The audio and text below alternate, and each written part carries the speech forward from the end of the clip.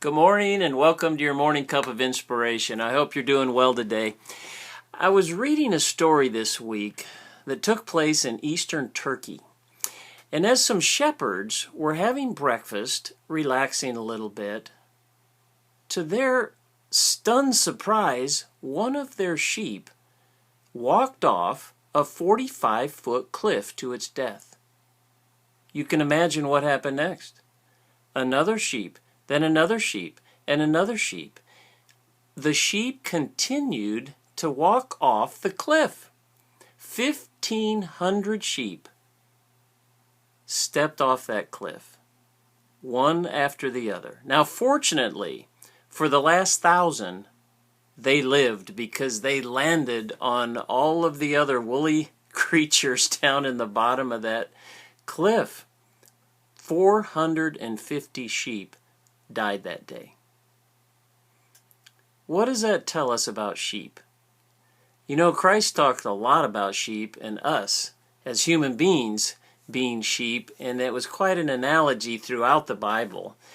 And there's a lot of truth to it. You know, there's many times that we're susceptible to group influence and follow the crowd, and we're easily distracted. And remember when you were in high school and junior high and elementary school and the peer pressure that was there to be like the other kids? It's just in our DNA. It's in our human nature. And unfortunately, that is not what Christ wants. You know, he says in John the 10th chapter, he said, "I'm the good shepherd."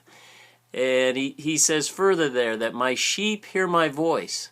I know them and they follow me. The question for you today is, what voice are you following? Who are you following today? Are you following the crowd? Are you trying to stay up with the neighbors and stay up with the Joneses? Or are you listening to that one true, pure voice of the shepherd? Maybe you're being distracted by the day. Don't allow that to happen. Listen for that still small voice today.